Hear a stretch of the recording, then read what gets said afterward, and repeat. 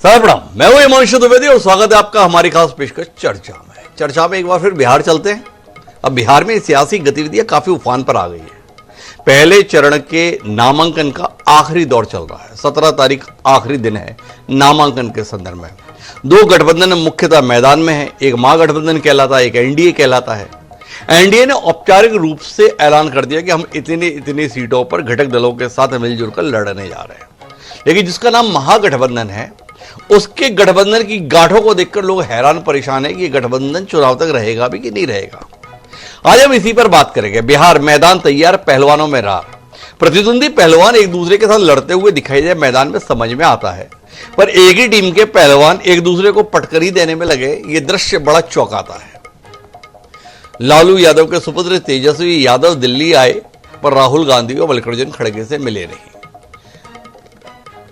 कांग्रेस क्या चाह रही है लोग समझ नहीं पा रहे।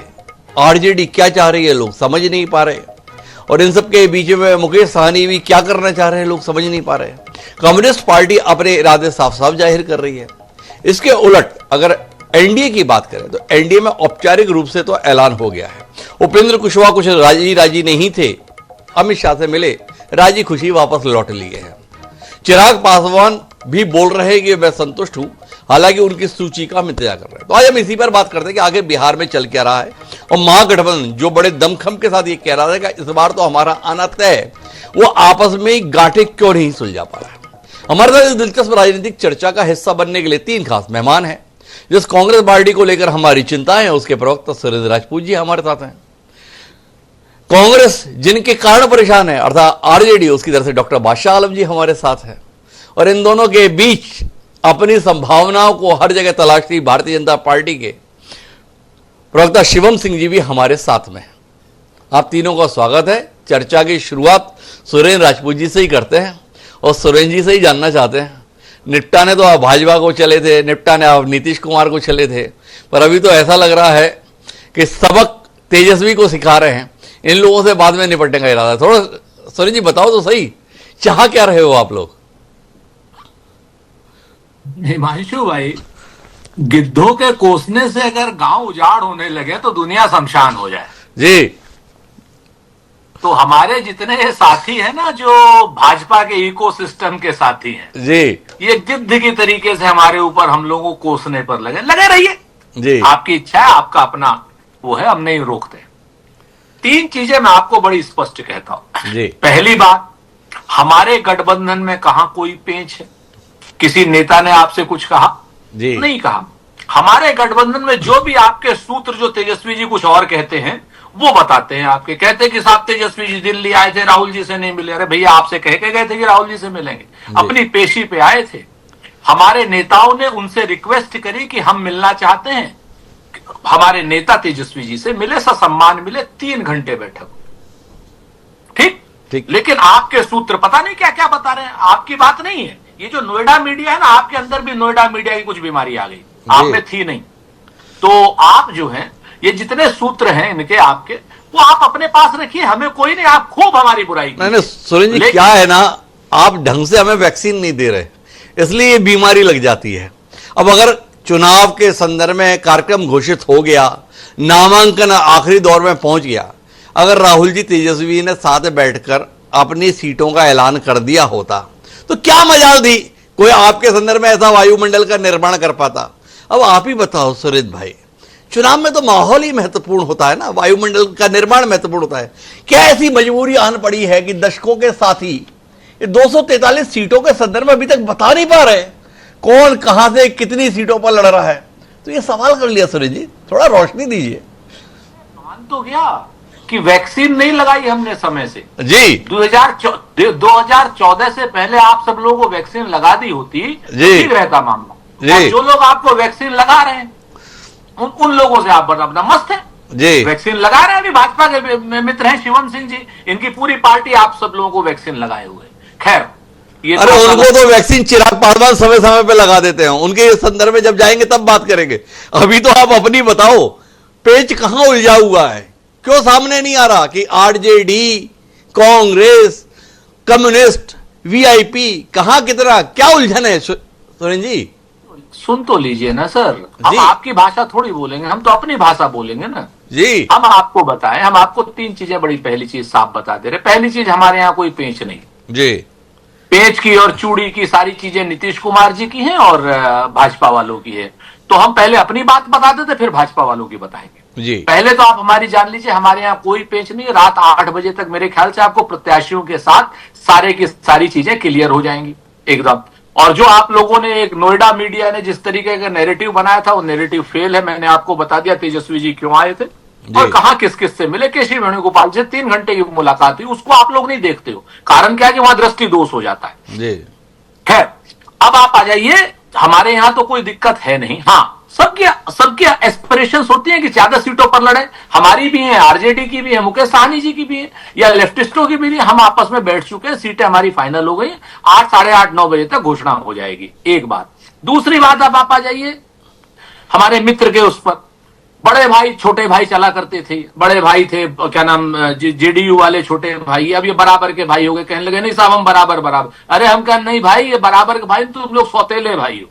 तुम लोग इतने सौतेले भाई हो, सौतेले भाई जो हैं दूसरे सौतेले नीतीश कुमार का डाका डाल रहे हैं। द्विविभीषण पैदा कर लिए वहां। एक संजय झा, दूसरा वो क्या नाम है उनका, ललन सिंह। संजय झा, ललन सिंह नाम के द्विविभीषण को लेकर के सारा का सारा माल मसाला नीतीश कुमार जी का लूट लिया। वोट भी, नोट भी, उनके कार्यकर्ता भी, हर चीज उनकी लूटे ले रहे हैं। और शराब माफिया तो नीतीश कुमार जी है ही है, खैर वो कोई कहने की बात नहीं। अब इन्होंने सीटों की घोषणा भी पहले कर दी। आपके हिसाब से बड़ा अच्छा भला काम किया, इतना भला काम किया कि 243 सीटें, इतना पुराना गठबंधन। अरे हिमांशु भाई, सीटों की गठबंधन की घोषणा के बाद क्या हुआ ये तो बताओ। उपेंद्र कुशवाहा, चिराग पासवान, नीतीश कुमार और जीतन राम मांझी एक दूसरे की सीटों पर सिंबल क्यों बांट रहे? सारे के सारे क्यों कह रहे हैं इनका गठबंधन बीमार है? सारे के सारे क्यों कह रहे हैं एनडीए में not all is not well? Chirag Paswan ने नीतीश कुमार की 2 सीटों पर अपने सिंबल दिए तो दिए क्यों? आज की डेट में बड़ा भाई और छोटे भाई की जो बात है, आज की डेट में भारतीय जनता पार्टी 143 सीटों पर चुनाव लड़ रही, नीतीश बेचारे 100 सीट पर चुनाव लड़ रहे हैं। लेकिन आपको वो सब नहीं नजर आएगा। वो क्यों नजर नहीं आएगा? क्योंकि भाई हम लोग वैक्सीन नहीं दे पाए आपको। ये तो बात अपने आप में सच ही है और इस बात को हम स्वीकार करते हैं। हमारे पास आज की डेट में वैक्सीन वाला पैसा है नहीं, वैक्सीन नहीं दे पा रहे, सुरेश राजपूत जी का कहना है। अब वो ऐसे पैसे के संदर्भ में कह रहे हैं, हम शुद्ध तौर पर जानकारी के संदर्भ में कह रहे हैं। अपना अपना नजरिया है। अब इसे दृष्टि दोष मानते हैं सुरेश जी, उनकी मर्जी है। पर शिवम सिंह जी हमारे साथ है। आपने नीतीश कुमार को तो छांट दिया, पर अपने ही सहयोगियों को इतना क्यों बांट दिया, ये सवाल है। बीच में खबरें आने लगी, कुछ ज्यादा जल्दी में है भाजपा। इतनी जल्दी में है कि नीतीश कुमार पलटने के लिए शायद चुनाव तक का भी इंतजार ना करें, उससे पहले वापस अपने भतीजे का गला की जगह उसके गले में बाहें ना डाल दें। ये चिंता सताने लगी लोगों को। क्या कहते हैं शिवम सिंह जी? थोड़ी भाजपा ने अपनी रफ्तार अपने ही लोगों को निपटाने की तेज नहीं कर दी है? एनडीए बिल्कुल एकजुट है। आपने देखा सबसे पहले सीटों का बंटवारा सारे घटक दलों के साथ सबसे पहले भाजपा ने किया। उसके बाद आप देखिए कि प्रत्याशी भी आज दूसरा लिस्ट भी अभी 10 मिनट पहले आ गई है भाजपा की, जेडीयू की भी लिस्ट आ गई है। हमारी तरफ से कोई किंतु परंतु नहीं है, लेकिन महागठबंधन के साथ ही अपने पहले बताएं कि भाई कांग्रेस कितने सीटों पे लड़ी है, पहले कौन कहां लड़ेगा इसकी छोड़िए, पहले कितने सीटों पे है उसका अभी तक इन्होंने फाइनल नहीं किया। मुकेश सहनी खुद को deputy CM, Tejashwi Yadav CM, जबकि कांग्रेस कहीं उनका नाम नहीं ले रही है कि हाँ तेजस्वी सीएम बनेंगे, वो सीएम चेहरा होंगे। तो पहले महागठबंधन अपने घर में देखे। एनडीए का तो स्पष्ट है कौन कितने सीटों पे लड़ेंगे, सब अपने अपने हिसाब से अपने। अच्छा शिवम जी एक बात बताओ, आपको अपने संदर्भ में उम्मीद बिल्कुल खत्म हो गई है क्या? जो आप महागठबंधन की ओर से जानना चाहते हो कि मुख्यमंत्री कौन होगा, उप मुख्यमंत्री कौन होगा, मतलब आपने मान लिया कि अपना तो कुछ होना नहीं है, तो पता चल जाए कि बिहार में अगला मुख्यमंत्री कौन हो रहा है और उप मुख्यमंत्री कौन हो रहा है, इसलिए आप तेजस्वी और मुकेश सहनी के लिए इतनी चिंता कर रहे हो? ना उनके पास नीति है, ना नियत है, ना चेहरा है। एनडीए के पास नीति भी है, नियत भी है और चेहरा भी है। यहाँ दोनों में डिफरेंस आप देखिए ना कि यहाँ पे अब तेजस्वी यादव का देखिए, अभी तो उनको पहले एक और आ गया, उन पर आरोप तय हो गया। तो क्या मुद्दा के साथ जाएंगे बिहार की जनता के पास?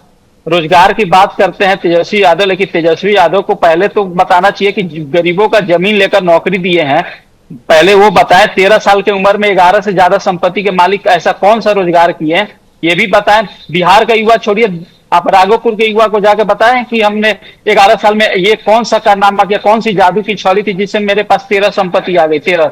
अच्छा, आप एक बात बताओ, हमारे पास उनके पास 13 साल की उम्र में इतनी संपत्ति आई, इसको लेकर आरोप एन विधानसभा चुनाव के समय तय क्यों हुए? शिवम जी, थोड़ा ये भी तो हमें बताओ ना, ये कौन सा गणित है जिसमें आरोप बिल्कुल उस समय हुए जब बिहार विधानसभा चुनाव में नामांकन का दौर शुरू हुआ। 13 साल की उम्र में मिली हुई संपत्ति इस समय पर आरोप तय हो रहे हैं, इस गणित को भी तो समझाइए ना। अगस्त में सुनवाई हुई थी अभी जस्ट, उसके बाद अभी एक और केस इनका आ रहा है 10 नवंबर को, जिसमें है लैंड स्कैम का, जो जिसमें जमीन, ये तो आईआरसीटीसी का आरोप तय हुआ है। अभी लैंड जॉब का जो है, जमीन लेकर नौकरी देने का जो किया, उसका 10 नवंबर का सुनवाई है। अरे तो वही तो पूछा शिवम जी, ये तारीख बिहार विधानसभा चुनाव के साथ ही फिट क्यों हो रही है? इसके संदर्भ में कुछ बताने की स्थिति में हो क्या आप? अदालत में किसी का हस्तक्षेप हो सकता है क्या? लालू यादव जब जेल गए तो उस समय तो भाजपा नहीं थी केंद्र में, जब चारा घोटाला किए तो उस समय तो केस कांग्रेस के रीजन में हुआ था। तो भाजपा किसी को ना फंसाती है ना किसी को बचाती है, इस पूरा देश और बिहार की जनता जानती है। क्या दलील है शिवम सिंह जी, लोग मुग्ध हो गए आपकी इस दलील पर। लेकिन मैं आना चाहता हूं डॉक्टर बादशाह आलम जी के पास, और बादशाह जी आपसे जानना चाहता हूं किससे ज्यादा नाराज हो आप इस समय, माननीय शिवम सिंह जी की पार्टी से या सुरेंद्र राजपूत जी की पार्टी से? अभी तो जानने का विषय केवल इतना ही है हमारा। कौन है जो आपकी राह में रोड़े अटका रहा है? कौन है जो तेजस्वी के घोड़े की लगाम पकड़े हुए है? कौन है जो आपको पटना में सिंहासन पर बैठने से रोक रहा है? थोड़ा बताइए ना बादशाह आलम जी। ये तो जग जाहिर है द्विवेदी जी के, हमारे घोड़े को कौन रोकना चाह रहा है? तो वो तो एनडीए है, ये भारतीय जनता पार्टी है। सुरेंद्र जी तो हमारे दोस्त हैं, हमारे साथ मिल के चल रहे हैं, और उनको साथ लेके हम लोग एनडीए से बिहार से भगाएंगे, और भगाने का इरादा हम लोगों ने पक्का कर लिया है वहां के जनता के साथ। तो जहां तक ये हमारे जो है शुभम भाई कह रहे हैं कि ये नहीं कहता नीति है, न नेता है, न चेहरा है, तो ये इनके यहाँ जो नेता अपना इन्होंने बनाया था, तो पहले तो उसको बड़ा भाई बोल रहे थे, उसके बाद इन्होंने सौतेला भाई बता दिया, अब उसको ये सिंधे घोषित करने पर लगे हुए हैं। और उस सिंधे, हमारे नेता जो वहां के हैं चीफ मिनिस्टर साहब, उनको पता चल गया कि मुझे ये सिंधे बना के छोड़ेंगे ये, तो इन्होंने इतना भागम भाग में जल्दी जल्दी के अंदर अपने सीटों का बंटवारा कर लिया। प्रेस कॉन्फ्रेंस करना था तो प्रेस कॉन्फ्रेंस तो किया नहीं, इसलिए कि इनके यहाँ किस तरह का सिर्फ फुटबॉल चल रही है। तो वो एक एक सीट पर जो है जेडीयू भी अपना कैंडिडेट दे रही है, और जिनके हनुमान जो है वो चिराग पासवान वो भी दे रहे हैं। तो अब ये इसको क्या बताएंगे ये प्रेस कॉन्फ्रेंस में? तो इनके यहाँ जो सारी प्रॉब्लम है वो ये अपना देखें। हमारे यहाँ महागठबंधन में कोई प्रॉब्लम नहीं है। हमारे यहाँ जो पहले चरण में जो 6 तारीख में इलेक्शन होना है, उसके लिए नामांकन भी हो रहे हैं, सीटों को बंटवारा हमारा हो चुका है। और जैसे हमारे सुरेंद्र भाई ने बताया कि आपको 8 बजे तक लेटेस्ट पता चल जाएगा, तो वो सब आपको क्लियर हो जाएगी, सारे मुद्दे आपके खत्म हो जाएंगे। दूसरी बात ये रही कि ये हमारे शुभम भाई कह रहे थे ये कि कोर्ट पर हमारा अधिकार नहीं चलता है। अरे कोर्ट में तो आप जूता चला रहे हो, उधर एडीजीपी जो है वहां खुदकुशी कर ले रहा है, उसको जो है जातिवाचक सूचक से आप लोगों ने इतना प्रताड़ना दिया कि वो अपनी लीलाई खत्म कर ली, और फिर कोर्ट में उसके ऊपर कोई न संज्ञान ले रही है, न कोई चीज उसमें मीडिया में आ रहा है। देखिए आज तो 1 हफ्ता से ज्यादा हो गया। तो ये सब सारी चीजें इनके साथ हैं। अब ये इलेक्शन आया है तो पहले तो ये अपना जो है एसआईआर के बहाने वहां सरकार बनाना चाहते थे, अब वो देख रहे हैं कि उसमें भी इनको कामयाबी नहीं मिल रही है। तो अब ये जो है वो तो ठीक है बादशाह आलम जी, आपने कहा सुरेंद्र राजपूत जी के हवाले से कि 8 बजे तक हम बता देंगे कौन कहां से कितना लड़ रहा है, पर इतना क्यों लड़े आप आपस में? क्या आज रात 8 बजे तक का आपको समय मांगना पड़ रहा है? अभी भी नामांकन में 48 घंटे भी नहीं बचे बादशाह आलम जी, इतने समय का साथ फिर भी नहीं बनी बात, ऐसे क्यों हाय हालात? थोड़ा बताइए ना इस पर। हमारे नेता माननीय तेजस्वी प्रताप जी ने तो आज अपना नामांकन भर दिया जी, और लोग भी भर रहे हैं, और सुरेंद्र भाई ने भी कहा है कि 8 बजे हो जाएगा। तो जब सुरेंद्र भाई हमारे बड़े भाई हैं, मैं इनकी बात पर ओके करता हूं कि 8 बजे हम लोग कर देंगे इंशाल्लाह, उम्मीद रखिए।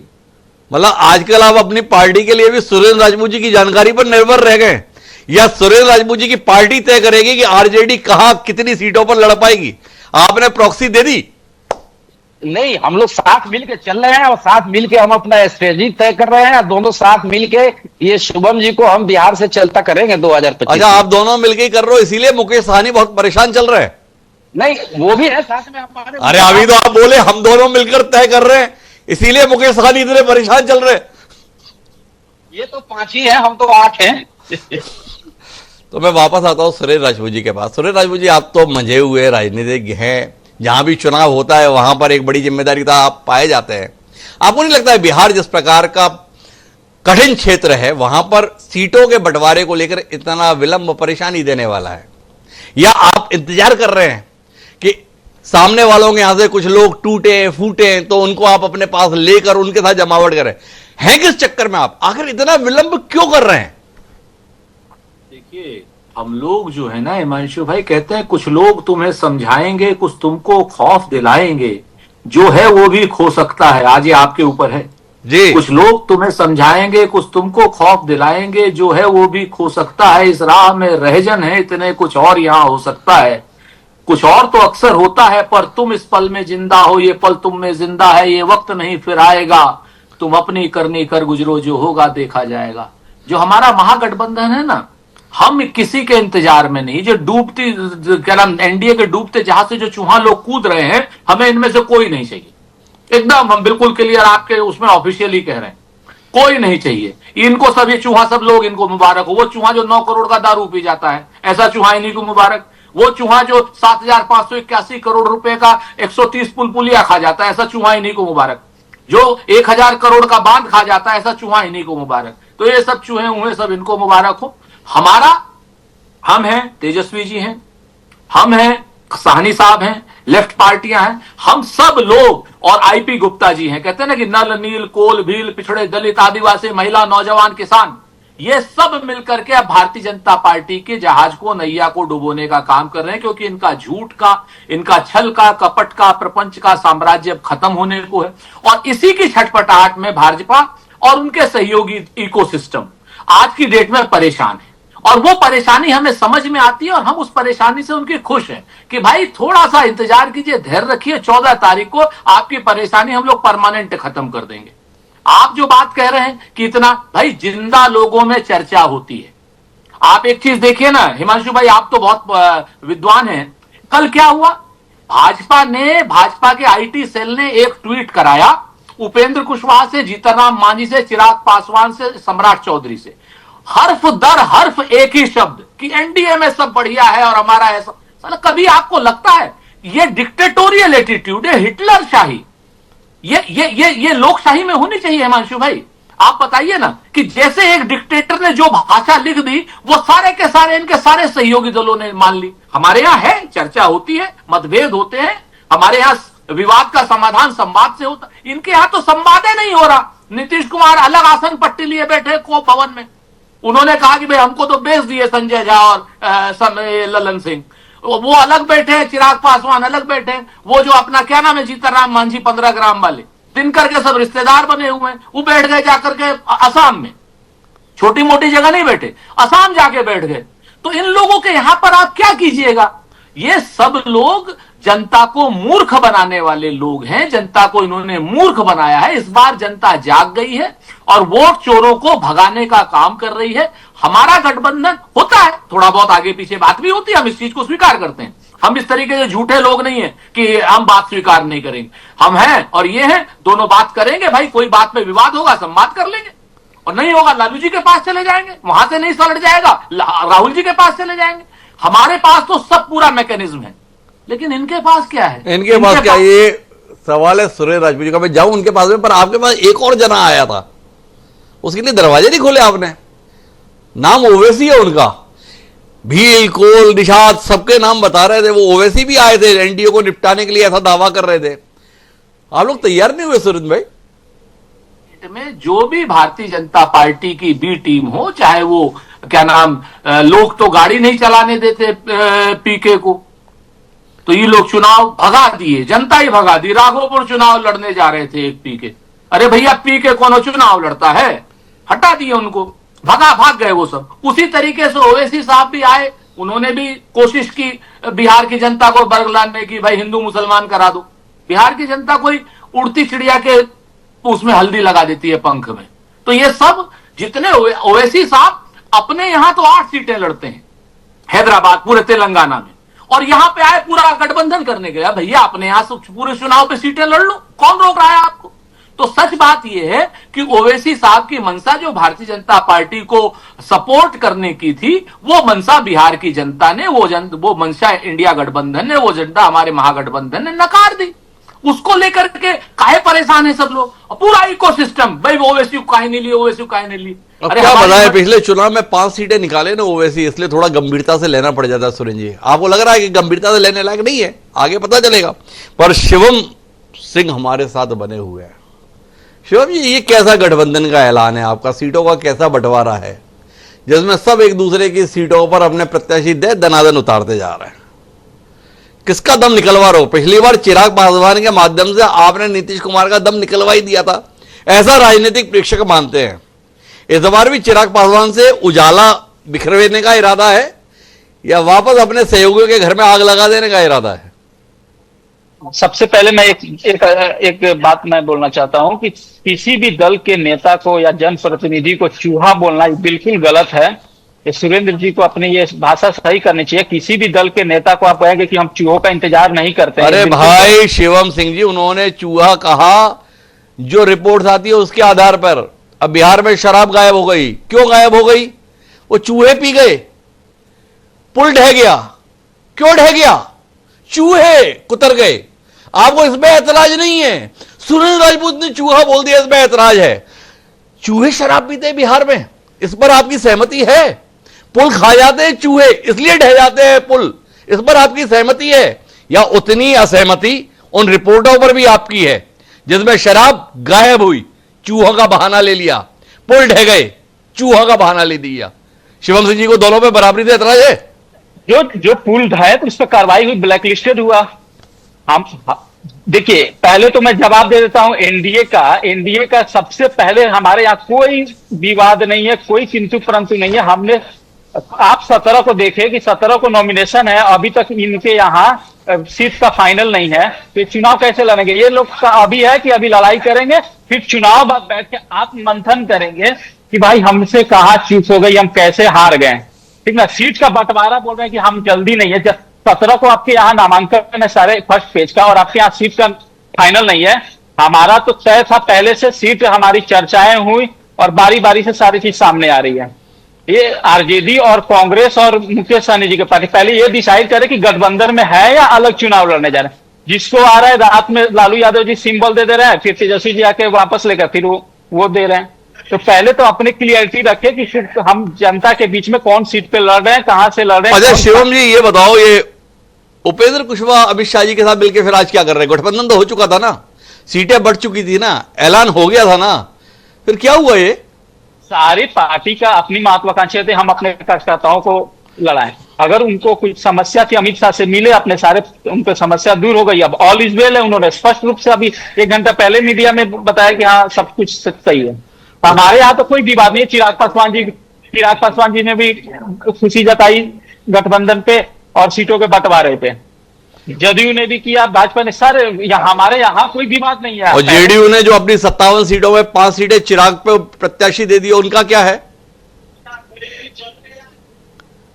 पासवान का जो सीट है उनको दूसरे सीटों से मैनेज किया जा रहा है। जैसे अब 82 सीट, 83 सीट में बीजेपी ने अभी घोषणा किया जी।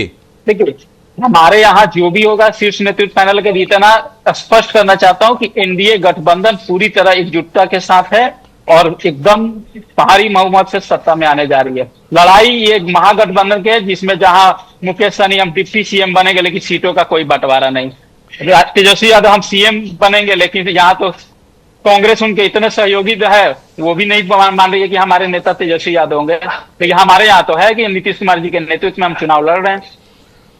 नीतीश कुमार के नेतृत्व में हम चुनाव लड़ रहे हैं, पर नीतीश कुमार ही रहेंगे, इसको लेकर अभी भी राजनीतिक विश्लेषक बहुत आश्वस्त नहीं। लेकिन हमारी बातचीत का निष्कर्ष कुल मिलाकर ये बताता है कि ये गठबंधन आपस में अभी लड़ने के लिए तैयार नहीं है। अभी तो ये अपने सहयोगियों के बीच ही लड़ने के लिए व्यस्त हैं। देखें, नामांकन की प्रक्रिया खत्म हो जाने के बाद क्या ये एक दूसरे को निपटाएंगे या एक साथ मिलकर अपने प्रतिद्वंदी के मुकाबला करेंगे। हम निगाह बनाए रखेंगे। पर बहुत बहुत धन्यवाद आप तीनों को हमारे साथ इस राजनीतिक चर्चा का हिस्सा बनने के लिए। आज के इस कार्यक्रम में इतना ही। दीजिए मुझे इजाजत, कल फिर मिलेंगे नए विषय के साथ। प्रणाम।